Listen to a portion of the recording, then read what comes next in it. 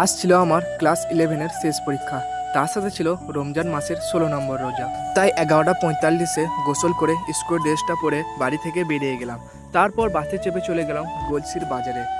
এরপর 3 বন্ধু মিলে চলে গেলাম আমাদের স্কুলের ভেতরে। আজ খুব তাড়াতাড়ি স্কুল চলে এসেছিলাম, তাই বন্ধুদের সাথে একটু ফ্রি ফায়ার খেলে নিলাম। এরপর এক্সামের টাইম হতেই পিচবোর্ডটা বার করে চলে গেলাম এক্সাম দিতে। প্রায় 4টের কাছাকাছি আমাদের পরীক্ষা শেষ হয়ে যায়। এরপর সব বন্ধুগুলো মিলে কয়েকটা ফটো তুলে নিলাম, কারণ এখন আমাদের আর দেখা হবে না। একবারই 2-3 মাস পর আমাদের আবার দেখা হবে।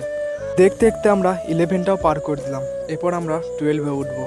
আর 1 বছর পর আমাদের স্কুল লাইফ শেষ। দেখতে দেখতে কত বড় হয়ে গেলাম।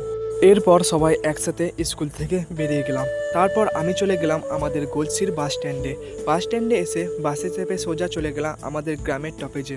টপেজ থেকে অনেকটা দূরে আমার বাড়ি ছিল, তাই গ্রামের দৃশ্য উপভোগ করতে করতে বাড়িতে গিয়ে গোসল করে পাঞ্জাবিটা পরে নিলাম। এরপর দেখতে পাই মা ইফতারির জন্য ফল কাটছে। তারপর দাঁতন করে বসে গেলাম ইফতারি করতে।